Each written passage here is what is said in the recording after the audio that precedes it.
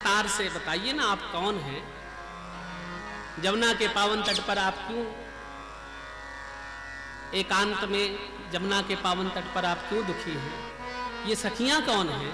और आपके गोदी पर जो बालक, जो दो वृद्ध बाबा लेटे, इनका परिचय ये कौन है? विस्तार से, यानी बद देवी सविस्तारम स्वस्य दुखस्य कारणम, अपने दुख का कारण मुझे विस्तार से कहिए। अब भक्ति महारानी ने अपना परिचय दिया।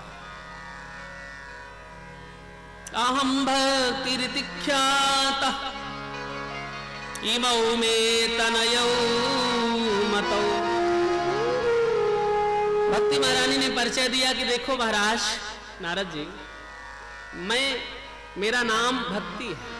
उस देवी ने परिचय दिया कि मेरा नाम भक्ति है। इमौ में तनयौ मतौ, ये जो दोनों बूढ़े बाबा मेरे जंघे में लेटे हैं, ये मेरे दोनों बेटे। बोलो राधे। मेरा नाम भक्ति, दोनों बूढ़े बालक मेरे दोनों बेटे। इदानीम ज्ञान वैराग्य, एक का नाम ज्ञान है, दूसरे का नाम वैराग्य। कलयुग में ज्ञान वैराग्य तो बूढ़े हो गए, लेकिन भक्ति तरुण रही। उत्पन्ने द्रविड़े साहम वृद्धे कर्णाटके महा, क्वचित क्वचित महाराष्ट्रे गुर्जरे जीर्णतां गता। द्रविड़ देश दक्षिण भारत में मैं उत्पन्न हुई। दक्षिण में भक्ति ज्यादा है हमारे उत्तर भारत की अपेक्षा, दक्षिण में भक्ति का प्रभाव है। तो उत्पन्ने द्रविड़े साहम वृद्धे कर्णाटके महान, कर्नाटक आदमी में बढ़ी हुई। महाराष्ट्र में भी भक्ति का महत्व देखने को मिलता है, और कई जगहों पर जाकर के भक्ति बिल्कुल शून्य हो गई, बूढ़ी हो गई। लेकिन जैसे मैं श्रीधाम वृंदावन आई, वृंदावन के महत्व से, वृंदावन के प्रभाव से वृंदावनम पुनः प्राप्य नवीनेन स्वरूपणि, वृंदावन के प्रभाव से मैं स्वयं स्वरूपवान हो गई पुनः। ये जो सखियां हैं, गंगा आदि नदियां हैं, मेरी रक्षा कर रही, मेरे साथ में मेरे को सहयोग दे रही। और ये दोनों बेटे ज्ञान, एक का नाम ज्ञान है, एक का नाम वैराग्य है। इदम स्थानम परित्यज्यो विदेशो गम्यते मया। अब मैं विचार ही कर रही थी, मेरे बेटे यदि नहीं स्वस्थ होंगे तो सोचती हूँ कि विदेश में जाकर के इलाज करवाऊंगी।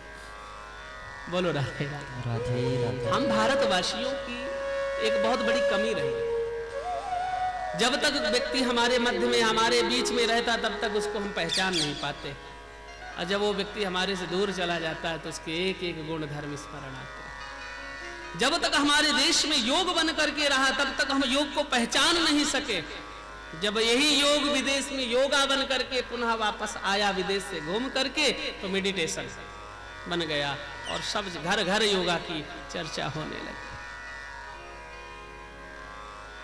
हम भारतीयों की दृष्टि ही ऐसी है। जब तक, अरे महाराज विदेश में भी कथा किए कि नहीं, जब तक 2-4 कंट्री की मोहर ना लग जाए तब तक कोई विद्वान नहीं, विद्वान ही नहीं। इन भारतीयों की दृष्टि ही ऐसी है। इसलिए भक्ति महारानी ने कहा कि विदेशों गम्यते मया। मुझे लगता है कि अभी इस स्थान को मैं भी त्याग करके मैं विदेश जाना चाहती हूं। नारद जी ने कहा, अरे अरे देवी, जितने ज्ञानी ध्यानी ये पहले ही विदेश चले जाते, कम से कम आप तो भारत की पावन भूमि पर रहो। यदि आप भी विदेश चली जाएंगी तो भारत के हृदय में भक्ति नहीं रह पाएगी, भक्ति विहीन भारत रह जाएगा। इसलिए आप यहीं रहें।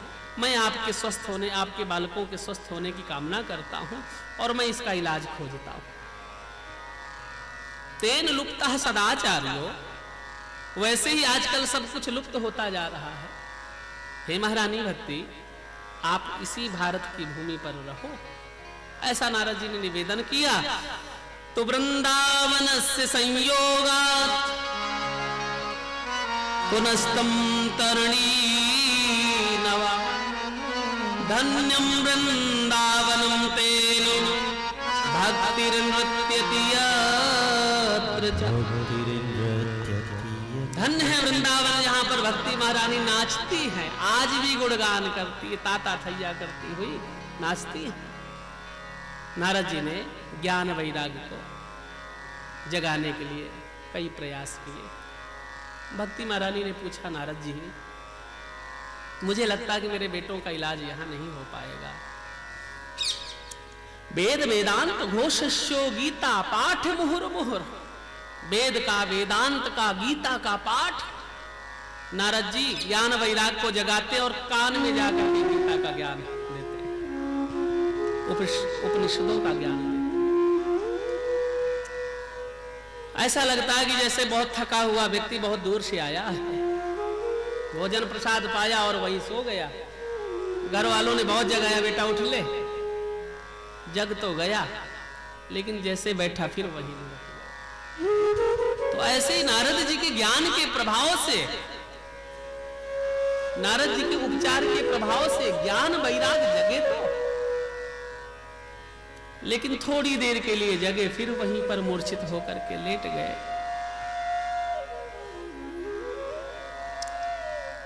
तभी आकाशवाणी हुई।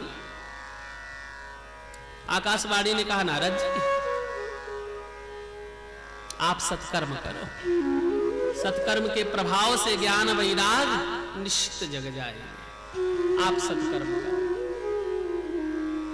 नारद जी ने कहा कि हरि का स्मरण सत्कर्म नहीं है, गीता का ज्ञान सत्कर्म नहीं है, वेद वेदांत की चर्चा करना सत्कर्म नहीं, तो सत्कर्म है क्या फिर? नारद जी ने सोचा कि मेरे प्रश्न का उत्तर यदि मुझे नहीं मिल रहा है तो मैं और संतों से पूछ लूंगा। संतों की कुटिया में जाते हैं नारद जी। बहुत संत तो अपनी कुटिया ही छोड़ करके चले गए, क्योंकि नारद जी जैसे विशाल महात्मा को प्रश्न का उत्तर नहीं आ रहा। बहुतों की कुटिया में जैसे नारद जी जाते हैं तो मुकी भूतस तथान्य तू, बहुत तो देखते ही नारद जी को मौन हो जाते हैं। चेले से कह देते, सुनो वो बाबा नारद कह देना कि गुरुदेव हमारे 3 वर्ष के लिए मौन धारण किए बैठे, क्योंकि नारद जी का विशाल प्रश्न, नारद जी के प्रश्न का उत्तर कौन दे, इसलिए मुंह की भूतस बहुत मौन हो गए। और बहुत से महात्मा कियतंतस पलायत,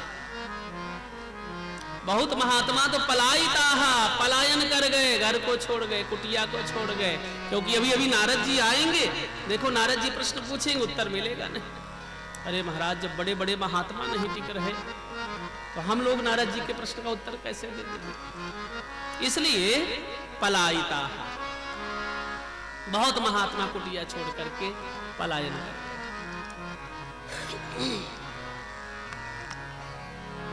नारद जी ने ज्ञान वैराग को वही छोड़ा और सीधा विचार करने लगे कि बहुनि संत तीर्थानि दिव भूमौ रसा सोचा, अब मैं जाकर के क्या करूं, बद्रीनाथ धाम जाऊंगा। अब कुटिया में जाकर के प्रश्न का उत्तर तो मिलने वाला नहीं महात्माओं से, इसलिए नारद जी बहुनि संत तीर्थानि दिव भूमौ रसा सोचा, बदरी श्रद्धसम तीर्थम ना भूतम न भविष्यति। ना तो स्वर्ग लोक में कोई ऐसा तीर्थ है, ना मृत्यु लोक में कोई ऐसा तीर्थ है, ना ही इस धराधाम पर कोई ऐसा तीर्थ, बद्रीनाथ जैसा पवित्र तीर्थ कोई इस धरती पर नहीं है। इसलिए बद्री का आश्रम में जाऊंगा, अब बद्री का आश्रम में बैठ करके भजन करूंगा। भजन के प्रभाव से जब भगवान प्रसन्न होंगे तो उनसे प्रश्न करूंगा कि सत्कर्म की परिभाषा क्या है। बोलो राधे राधे। ऐसा नारद जी ने चिंतन किया, वृंदावन का त्याग किया। भक्ति महारानी को कहा कि देवी तुम यहीं रहो, मैं तुम्हारे बालकों के उपचार के लिए साधन एकत्रित करता हूं। आज जब नारद जी बद्रीनाथ धाम पर आए, जो लोग बद्रीनाथ धाम गए हैं, 5 शिलाओं का वहां पर वर्णन है। बाराही शिला, सनकादिक शिला, नारद शिला, उद्धव शिला और नरसिंह शिला। तो नारद बाबा भी वहां पर चिंतन कर रहे थे कि मैं बैठ करके भजन करूंगा। उसी समय तावद दर्श, उसी समय ब्रह्मा जी के प्रथम पुत्र, नारायण के प्रथम अवतार सनकादिकियों की दृष्टि नारद जी की तरफ गई। बोलो राधे। जैसे नारद जी की तरफ दृष्टि गई तो दूर से ही आवाज देकर के बोले, अरे नारद जी, कथम ब्रह्मन दीन मुखाम उतश्चिंतातुरो भवा। अरे ब्राह्मण देवता, अरे नारद जी, कथम ब्राह्मण दीन मुखा उतश्चिंतातुरो भवा। अरे आपका मुख बहुत उदास है, लटका हुआ है,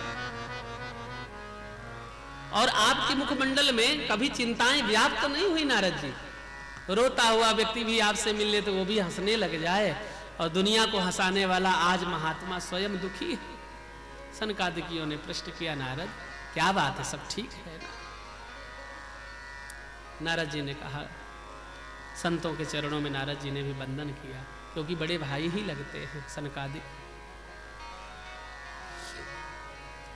वंदन करने के बाद नारद जी ने कहा, प्रभु मैं सत्कर्म की परिभाषा पूछते पूछते थक गया।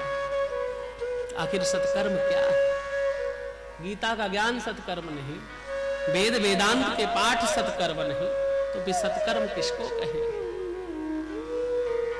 तब सनकादिक बोले, बस इतने छोटे से प्रश्न को लेकर के आप इतने दुखी हुए?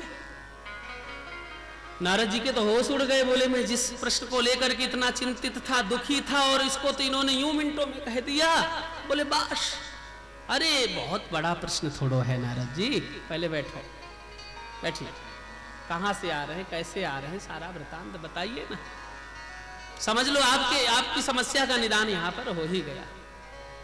कई बार बहुत बड़ी बीमारी का भी अभिमान जीवन में हो जाता। अरे सरकार, महाराज हम तो विदेश तक दवा करा के आए, और आप कहते 2 रुपए की चूरण चटनी में ठीक हो जाएगा। तो कई बार बीमारी का भी अभिमान। वैसे नारद जी के भी मन में वही भाव है। ये कहते हैं, अरे इतने छोटे से प्रश्न के लिए आप दुखी। नारद जी कह रहे हैं, ये तो बहुत बड़ा प्रश्न था मेरे लिए। सत्कर्म सूचको नूनम। आखिर सत्कर्म क्या है गुरुदेव, आप बताइए। उत्तर दिया सनकादिकों ने, सत्कर्म सूचको नूनम ज्ञान यज्ञ स्मृतो बुधै। सत्कर्म सूचको नूनम ज्ञान यज्ञ स्मृतो बुधै।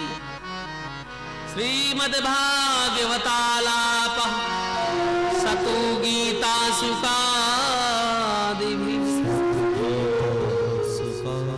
सत्कर्म सूचको नूनम ज्ञान यज्ञ स्मृतो बुधई। बुधई माने ज्ञानी, अबुध माने अज्ञानी। अरे नारद जी, आप तो ज्ञानी हैं, आपने तो इस कथा को सुना भी है। इतना सरल प्रश्न का उत्तर, इतना छोटा सा प्रश्न, और आप इतने दुखी। महाराज, सत्कर्म की परिभाषा मैं अभी समझ नहीं सका, आप क्या कहना चाहते हैं? बोले, ज्ञान यज्ञ स्मृतो बुधई। ज्ञान यज्ञ को ही सत्कर्म कहते हैं। तो श्रीमद् भागवत जी का भी नाम है ज्ञान यज्ञ। पूरा नाम है श्रीमद् भागवत सप्ताह भक्ति ज्ञान यज्ञ। इसलिए भागवत की तरफ इशारा किया संत कुमारों ने कि श्रीमद् भागवत की कथा ही सर्वश्रेष्ठ सत्कर्म है। सतु गीता सुकादि। सुखदेव जी के द्वारा जिस गीत को गाया जाए, जिस ग्रंथ को कहा जाए, श्रीमद् भागवतालापः सतो गीता सुकादि। श्री सुखदेव जी के श्री मुख से जिस गीत को सरल करके गाया गया, वही ग्रंथ, वही कथा, वही गीत ही तो सत्कर्म है। बोलो राधे राधे। श्रीमद् भागवत की कथा ही सत्कर्म है। नारद जी, आप ज्ञान वैराग्य के तरुण होने के निमित्त आप श्रीमद् भागवत की कथा सुनिए। नारद जी ने कहा, महाराज बद्रीनाथ में कौन कथा सुनने आएगा? और उस समय तो बहुत दुर्गम मार्ग थे, आजकल तो मार्ग बन गए हैं। तो संसार के कल्याण के लिए संत ही संसार में उतर करके आते हैं। संसारी तो ऊपर चल नहीं सकते, चढ़ नहीं सकते।